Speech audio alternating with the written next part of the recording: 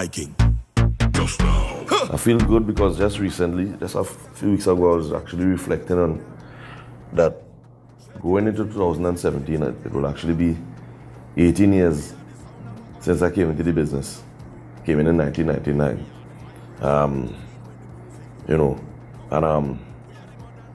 While by many I wasn't expected to last a year in this industry because of my style being different, or my approach being different, my abilities being different. I just, continuously found ways to beat and defy the odds. And from here, looking ahead, that's all I see, a continuous pattern of that, of defying the odds. Because we are in an industry where we constantly have to, or we are forced to constantly start from ground zero, put it that way. It could be as good as gold this year and next year. For whatever reason, you have a little distractions or slip up or whatever. What you did the year before, it come like nothing, people just forget it as though you didn't do anything. You get treated as though this is the first time you're starting and you have to go through all the proven points all over again. And I mean, imagine the artists that here longer than me and still facing that situation all now. So I always have to have gloves on, and I see myself always having it on for all the years to come, as long as I will exist in this business. Always proving that point, because as creative people, not only in music alone, but creative people in Trinidad and Tobago, and even sports people as well, we always have the disadvantage of, and it could be used as an advantage as well, to really prove your mettle. And even though you prove it consecutively, you always have to come the next time and prove it. We're not given like a break or a chance to say, well, yeah, we know they always deliver, so, a 1 year miss. Because I think we are viewed as the people who have the responsibility of making them, or the general public, feel good or forget the troubles or feel to be in a zone to really celebrate the way they think they should. It is upon us to provide that. And on that line, I think sometimes it is forgotten that all of us are human beings as well. So we may have distractions, or we may have mishaps. We all have unfortunate times, we have unguarded moments, we have great times, we all have it. But we are viewed as though we shouldn't have it, and therefore the pressure is more. But I appreciate it. It always gives me something to work with, to work against, to fight against, and something to continuously figure out, okay, how do I get over this hurdle this time? How do I get around this wall? Or do I go through the wall? Do I go under the wall? Or whatever the case may be. So that's why I work with, and I wouldn't want to use the word that I'm content with that. Because content might be too, for me, laid back of a word. I mean, I accept that that is the situation. But I also accept that I have the ability to always counteract that when it comes.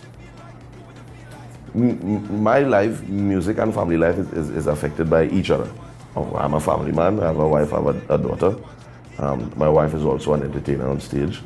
But at the end of the day, when we come off the stage, she's still my wife, she's still my friend, she's still a business partner, she's still the mother of my child. So, we know how to separate the two, but we know how to take the best moments from what happens in music and put it into our life domain, and take the best of our life domain and put it into the music. I remember I was at one phase where I just wanted to do music. I didn't want to work for anybody, I just wanted to do music.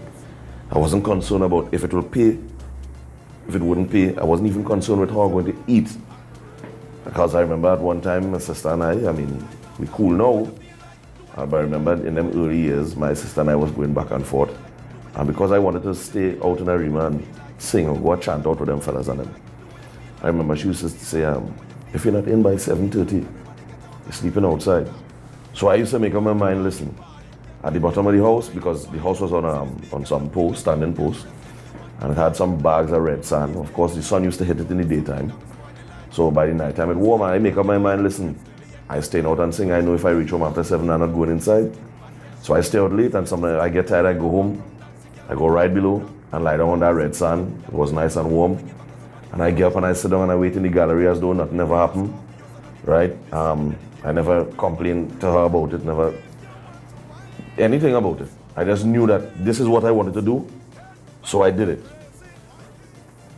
While doing that, there were people that I met that decided, hey, you have skill, we'll take a chance on you.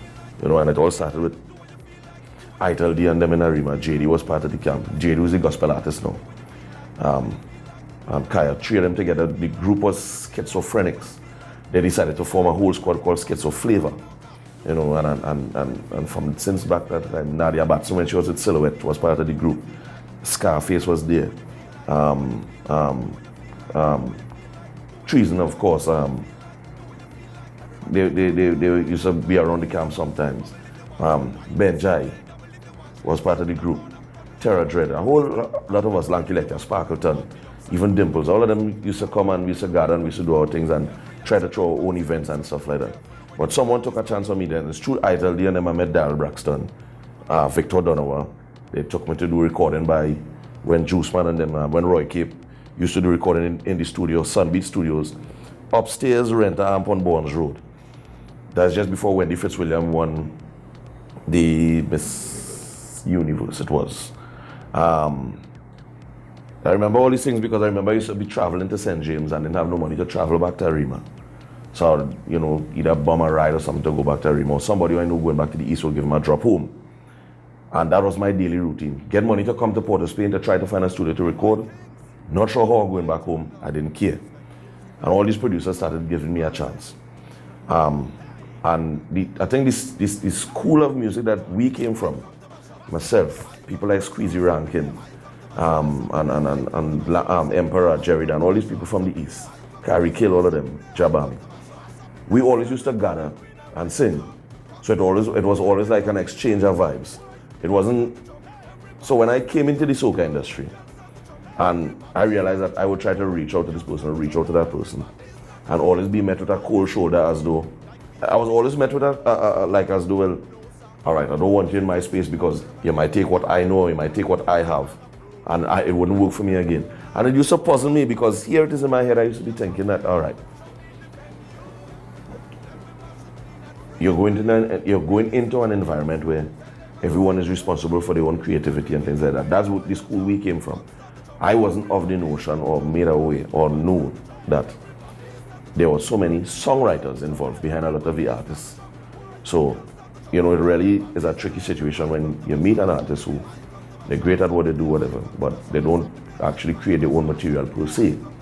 And when you come into contact or come into the environment with that person, what you do off the top of your head could come across as threatening. Nowhere at no time that I think that I, you know, gave off the aura that I wanted to take anyone's space, because I believe everyone has a space. And that's why it was so easy for me, and still is so easy for me, to be on a stage somewhere and the vibe going nice and someone want to hold the mic, hey, hold the mic. You know, because I remember when I wanted to hold the mic on different shows, we used to go to different clubs asking the club owner, just give me 10 minutes, and he was like, no. And I remember sometimes he was like, even though the club owner said no, we just bum rush the DJ and just take the mic and start to sing. And when the place mash up, the promoter coming after and want to hire us the next week, and we, no, you didn't want me just now and things like that. So I know how difficult it could be, but I also know that you cannot give everyone a gold spoon. Not because someone, or not because I broke through, means that I will automatically just take a mic and say, here, you sing, you're gonna make it. You have to put in work too. Yes, I will give you the mic, but when I give you the mic, it is up to you to deliver your words and your concept and your charisma and make an impact with the crowd. And most time you have only like 30 seconds to do it, 1 minute to do it. And I see many people jump on the microphone, take the mic, try the thing and fail. And I see many of them jump on the mic, jump on stage, take the microphone, do what they do, crowd mash up. But then you take them and put them in studio, and that's something totally different. They can't deliver in studio. They could deliver spontaneous, on the spot, because it's more like gimmickry. But then when you have to get into actual full creative mode, they can't do it, because then there's a lot of work, and there are a lot of people that don't like to work. They think everything must come easy. And I'll notice a lot of, with this younger generation now, a lot of them like to cry, fight, and you know, the radio don't want to play, and the radio, yeah, it's good that if the radio don't want to play music, yes, you make noise about it, you fight for it, but you are an artist and you are an artist. You're supposed to be able to, when you create your things, take it to the stage. My approach is always was this. This music started before radio stations, as far as I'm concerned. So therefore, people used to be going on stage and sing the music to audiences that didn't know the music before they would go and sing it. But at the end of the night, the crowd would know the song, they would like the song. So I would always take that approach. A lot of these younger artists don't know that approach because we have social media now, so you can do a song, put it out now, and the whole world hear it. But what about if social media decide not to work for you, and the radio station decide not to work for you? What are you going to do about it?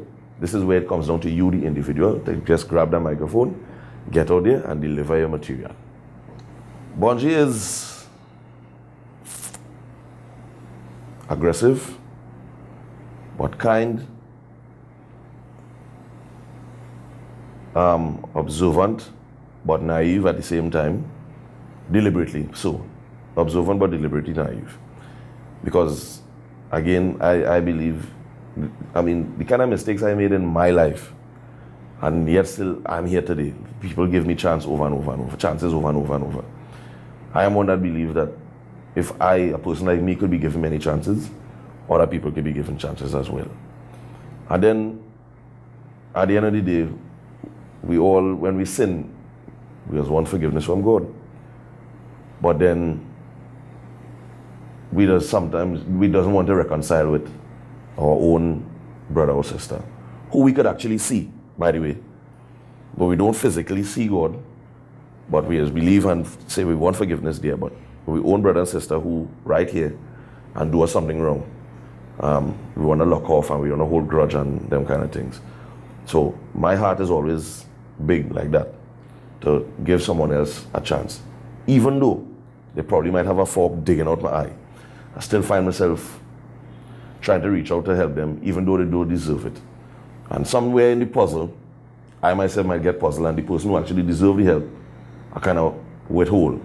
Because now, I'm waiting to see if you're waiting to strike offensively. You know?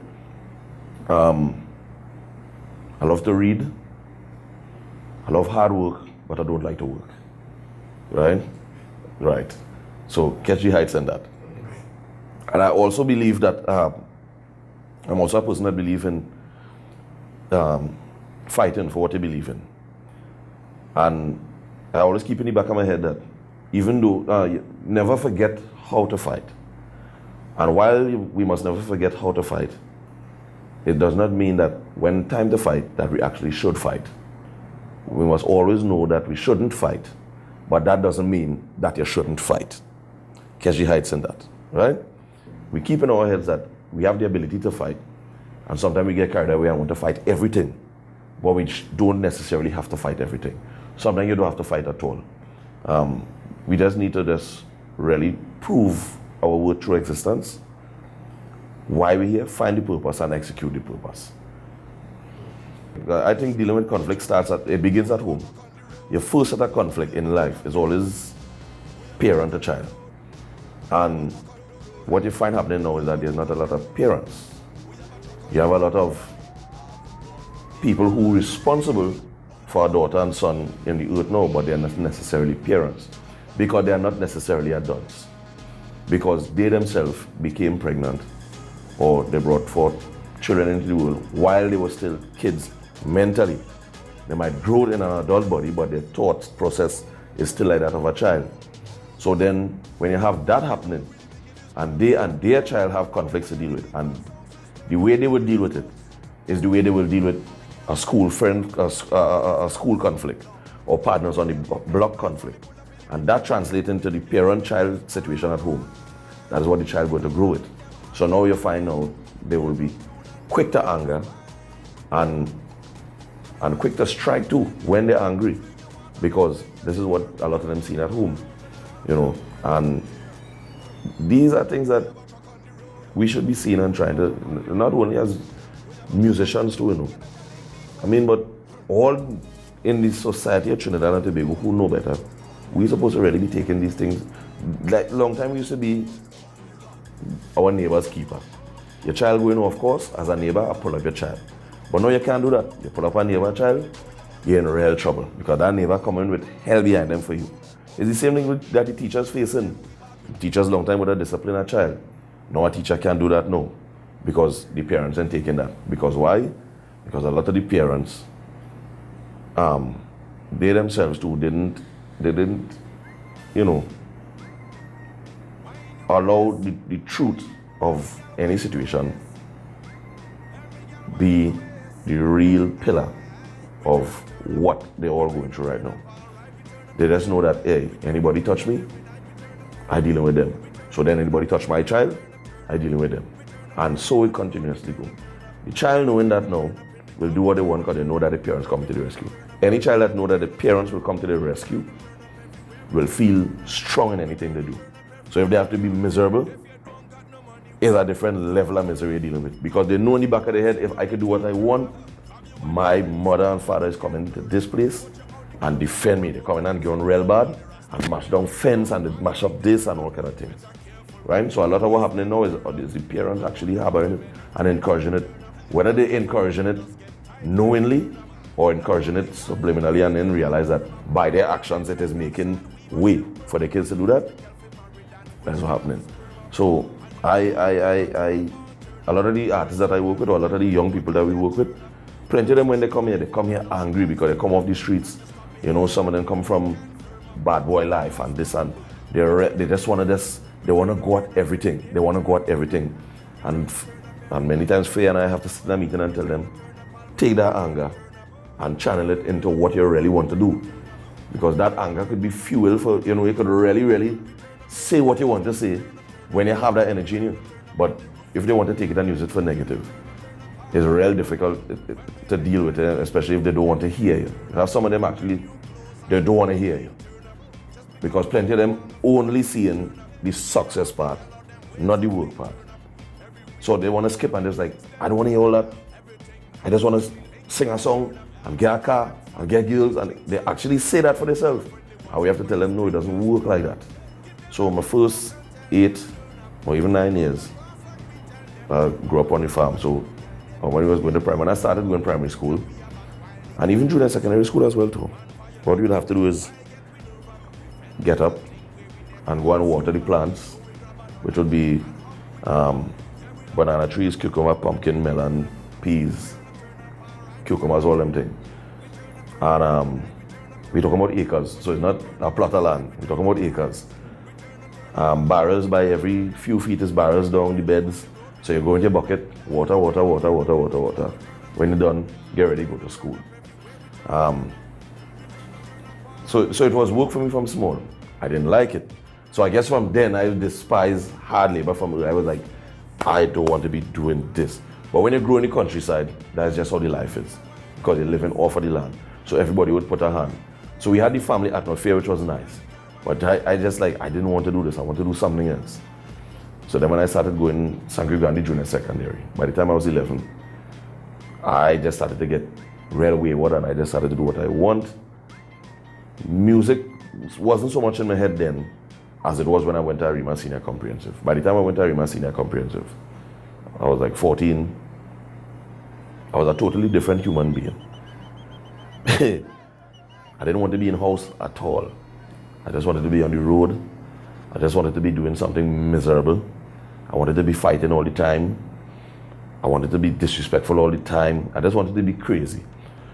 And at one point in time, I actually had a plan that my life wasn't supposed to go past age 30.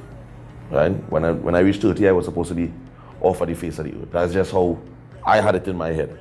Because I had a certain way already planned that, you know what? I want to live my life like TV. Whatever happen, happen. I don't care. Things like that, you know? And I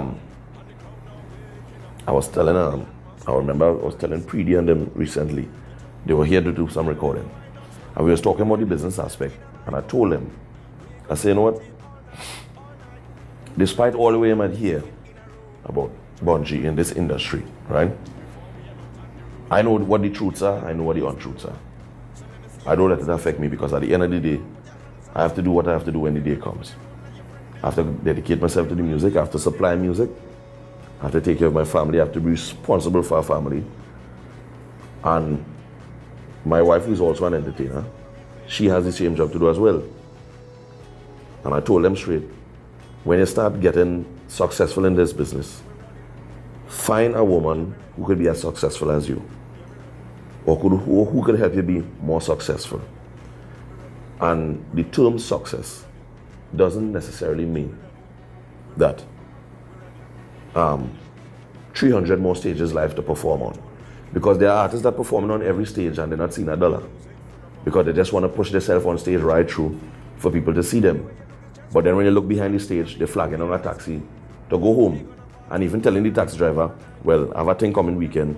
When I get paid from that, I go handle it for this weekend and next weekend. So success is not all that is here on the stage. There are a lot of unsuccessful, prominent stage artists, right? Success is a lot of all different factors.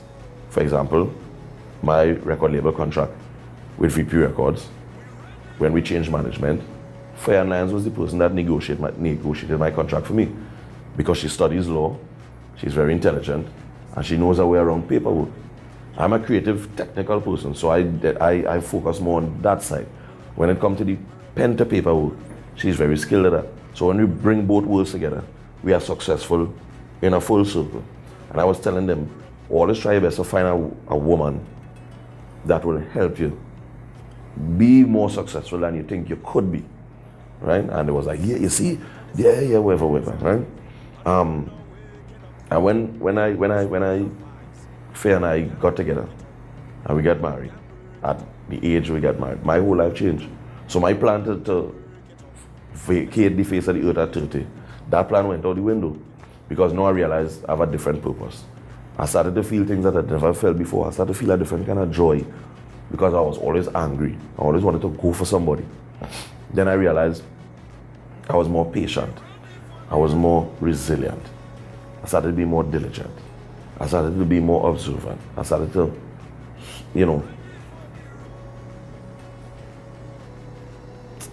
just the way I would see things, I started seeing it different. When her and I, when we started interacting, when we got married, when we built a bond, when we built a family, right? So now, when I look back at my life, I realize part of it too is that if I didn't go through all those things in the beginning, it would not have prepared me for what I'm going through now in this industry, outside this industry, because I also, as much as I'm part of this industry, because of my international success, I also have an outside industry to constantly cater to. And because of what I learned on that side and learned by being married to Faye and things like that, it is well poised me now to really attack from any angle I want, the way I want, and be successful at it.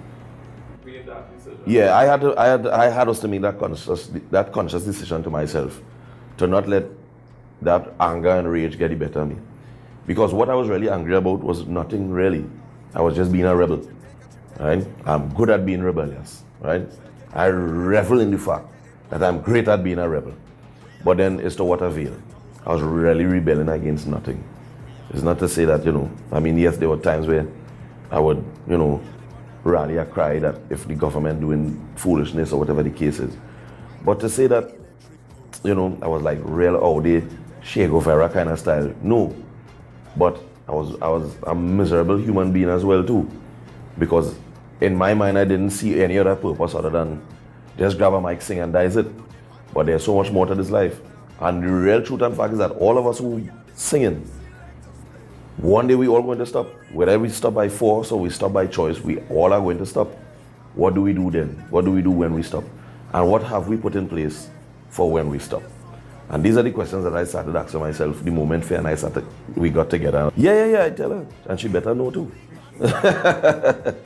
Yeah, she know how important she is to me. And even sometimes we home and I hear my mom telling her, girl, I'm so glad that, listen, you did a good job with this boy, Because I'm a kind of human being that if you leave me to my own devices, I'll destroy everything I put my hands on. True talk, right? Not that I'm like destructive, like, you know, but it's just that I just hold it and just mash it up because I just have that energy in me. I want to do something, and if I ain't getting it done, I just start dismantling pieces of it. And I really need to have somebody to really guide ahead and say, no, not yet. We could actually use this and put this to help hold up this, and that to hold up this, and that to hold up. So she's a good balance to keep a level head. I always remember when my mom went to New York, when she was leaving for New York the first time, and she was telling my brothers, because I have a brother who's a pastor, and she was telling him, I don't want Ian singing. I don't want him singing. So as soon as she went, I went to sing. And then when she came back, I think I remember playing like my first recording or something like that. It wasn't my first soca smash, it was just like my first recording. And she was like, I told you I don't want you singing and whatever. And she went again and I went back again. And then, boom, it blew up. About 3 years or 4 years later, she put me to sit down. She said, listen, I didn't want you singing because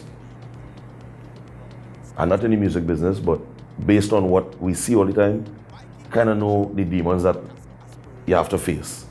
And I didn't want you facing them things, especially alone, right? But I realize now that this is a job, because she admitted that when she saw it from like the MTV BT style, like it's a flams and it's a show and it's blings and it's this and that. And she didn't realize that I could actually pay bills, build a house, buy a car, take care of family, all that, offer this. And she said, you know what? I realized this is a job. You have my support, do the job. Do the job. Just remember who is in charge. Remember, you're not the boss. God is in charge. But do your job. And, well, my dad, I used to work Carib Glassworks when they had the training cycle. The stipend was like $175 a fortnight or something like that. He had been retrenched, or the case maybe years ago. No, from a different job years ago that he used to do. And that happened when I was small. So I still have these images in my head of the whole family in a meeting when he came and he told us that he lost everything, and everybody in the living room crying, and we don't know what to do. And after that is when my mom and dad split. So she went away, he remained in Waterfield. I left with her. But I used to be back and forth. And then when she started flying to New York to work, I used to go to Waterfield to stay with him. The electricity was cut at that time for years, right? Because we just couldn't accumulate enough money to even pay the light bill. I didn't have enough money to even buy a copybook. So I used to be in the back room in my bedroom with taking red brick from the yard and scribbling lyrics on the wall, right? Up to now I don't use pen to paper to write. Everything is in my head. But that time I used to scribble lyrics on the wall. That's like my early stages, right? Then I get this thing to do in Carib Glassworks.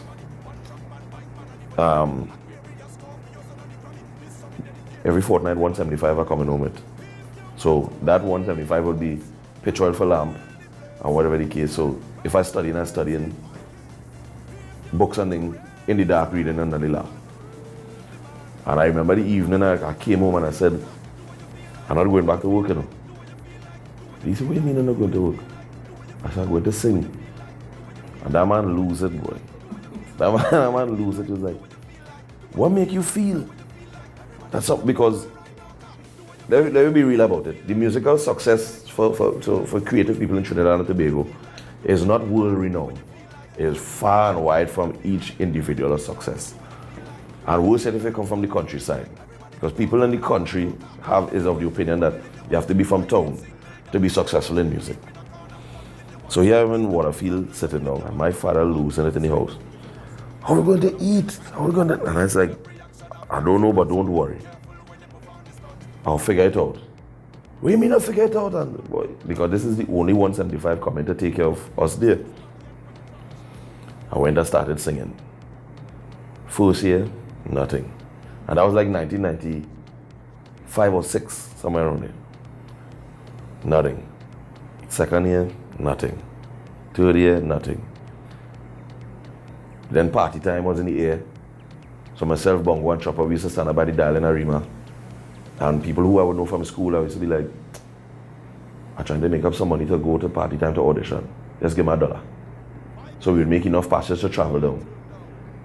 We'd probably already be begging people for like about 6 hours or 7 hours because plenty of people who seen us, the way we dress, they think we're trying to save up money to buy beers. But we actually trying to scrape money together to travel in a maxi to come. That time the audition used to be in upper level. We make the money, we scrape up the money, we went to the audition. Every time we went to the audition, we fail. Now, all you make it. All you make it. You see Goldmouth and them dancing with total chaos and all of them dancing against you. We are making it.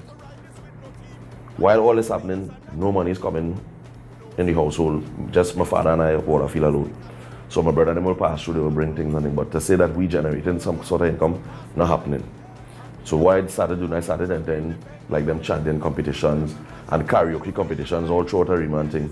The winner would get like a little $1,000 and thing. And that's how I started scraping up the money for me and my father and I to, you know, until my breakthrough came in 1998. Well, the end of 98, going into 1999. Send Them Rhythm Crazy, produced by Dial Braxton.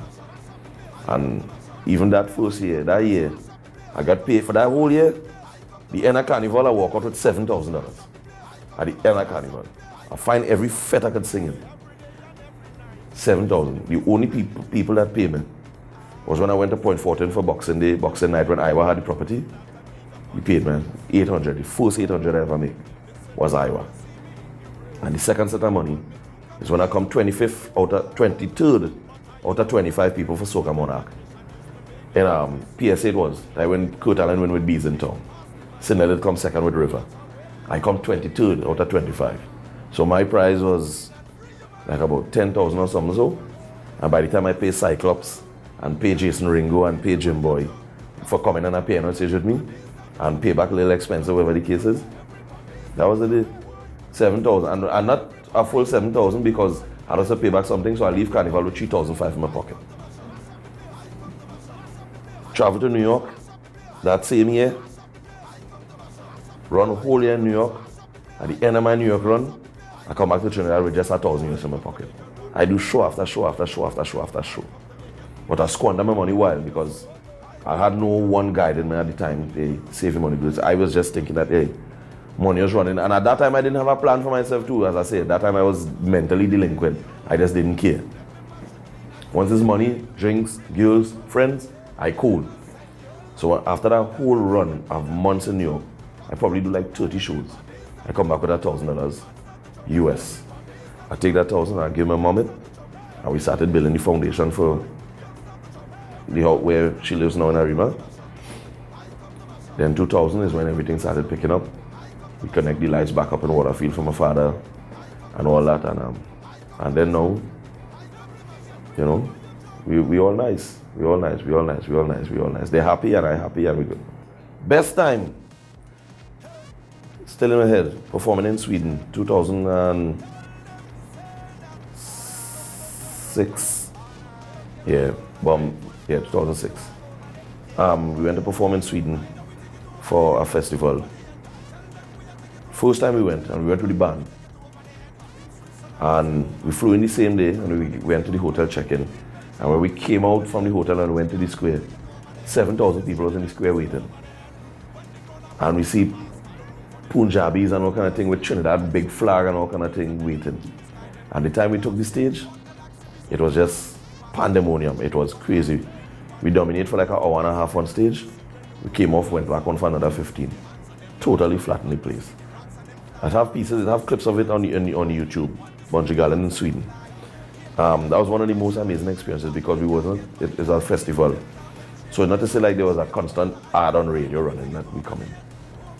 And we were the only act for that night. And you know, to see people from India and Afghanistan and Istanbul and wherever.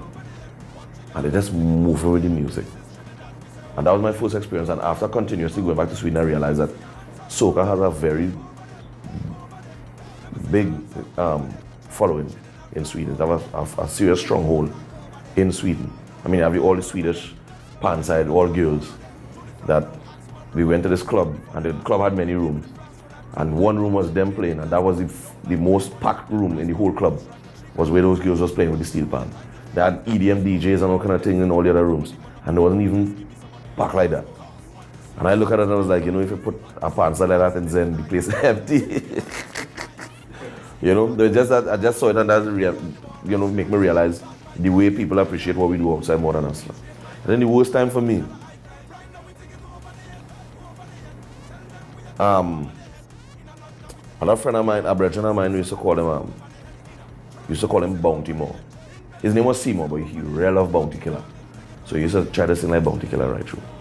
And the night before my very first concert in Trinidad, which was put on by Roy Mirage, we was getting ready, I think, to go to the stage, and we found out that just as we was about to leave the hotel, that he had passed away.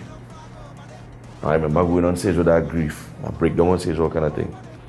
It affected the whole show because I was so clouded with, you know, what happened. I didn't know how to carry on the show, and I was experienced as an artist at the time to carry on a full concert performance with a full band. And then we had we had 4 bands on the show, which was Traffic, Roy Cape, Ecstatic. And the mistake I made at the time was being a new artist, and we let all the other bands perform first, and I can't perform last. It had like 15,000 people down. It was it was in Pier 2 actually, on the big concrete, nice set and everything. And the whole show, just, you know, that whole thing just affect my whole show, and it just went to, and it's still sticking in my head, like, you know, you really have to be mentally prepared. Be mentally prepared to go on stage to really entertain, especially in the moment of bad news, because when you go on stage, then people who pay their money ain't really care about your bad news, because as far as they see it, you didn't really care about the stress we went through to save money to buy tickets to come to the event. So we shouldn't really care about yours. We come here for you, so you come here for we. You know, so I think the biggest lesson I think I learned in overall being in this industry is, I think there's like 2 lessons in one. It is not what it seems to be. And anybody coming in this industry thinking that, you know what, as a matter of fact, no matter what you think it is, when you come in, you realize it's something totally different. You don't have no stretch of imagination that could match what you meet when you enter the soca industry. It's some of the strangest things I ever experienced in my life as human beings. And more you get to realize what a human being could be capable of in desperate moments, in desperate times, the desperate measures they will take. You know, you really have to be careful. You really have to believe in a superior being. For me, I believe in God. There are people who believe in all kind of things. But you have to believe in something way greater than yourself when you're coming in this industry. Because if you come in this thing unprepared, somebody will really take you out. That's just as real as I could put it. And this is not that I'm down in this industry. Any industry you go into, music, creative wise, has some very serious downsides to it that a lot of people try to run from the reality from, because we market so much of the pretty side that we forget to realize it have a dark side. I think the best protection against any dark side is just believing that, you know, that God will take care of everything for you, and you yourself as a human being need to take certain precautions as your in everyday stride with the people that you meet, the way you interact with them, to protect yourself and also to protect them. Because you as an individual, you're not sure of what you're capable of until somebody really put you back on a wall. You'll be surprised at what you know about yourself when somebody have you cornered. You know? That for me is really the biggest lesson, or lessons compacted into one. You're really not prepared to face anything like this when you come in. It's as beautiful as it is, it could be as ugly on the other side. You really have to know how to pick your poison.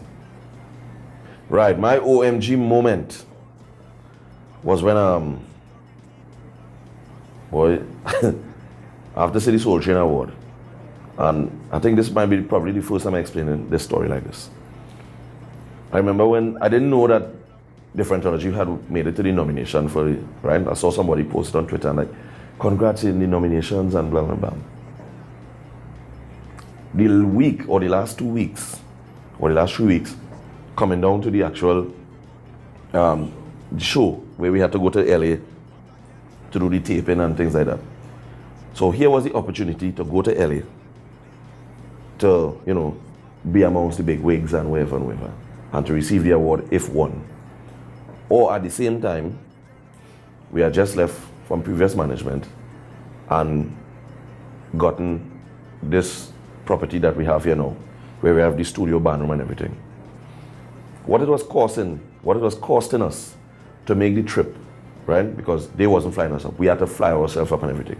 What it was costing us to make the trip to go to Los Angeles, to be a part of the Soul Train Awards, to be in the crowd to hear the nomination read, miraculously was costing the exact same thing it was costing to close on this venue. On this property, sorry, not venue, this property. To get it up and running so that when for the carnival coming, we have our own band room, own recording studio, things like that. I remember a friend of mine, Colin Abraham, who used to do stuff with Hyatt and things like Hyatt Lime and thing. He called and he said, what are you doing? Because he was working with them for the awards. I told him, I said, I can't make it. He was like, why? I said, well, listen, we have a carnival coming up, right? And we have an opportunity now to be able to house our own institute professionally, right? We want to strike at that moment. He was like, you're sure? A moment like this doesn't come again? And I said, yes, but a moment like this, what I'm facing here, doesn't necessarily come like that, the way this one come. He said, I think about it because remember, you know, to have the who's there, things like that. I said, no problem. We decided we didn't go. I remember this young lady sending a message to one of our team members saying that, you know, that she was so disappointed that I make a decision like that. So he was like, make a decision like what? That he decided not to come to LA and decided to stay in Trinidad and see about this place and things like that. And so she made this statement. She said, he needs to come up here and forget wifey and let you see about that and things like that. So he was like, what do you mean? But they're in this together, right? So I remember reading the message and then she was saying, so in the message she said, and that's why they're giving the award to someone else because this thing is politically, whatever it is.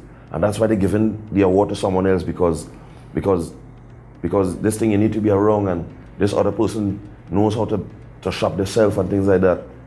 And he wouldn't get it and that's it. He lost this moment. So I told him, I was like, bro, here what happening?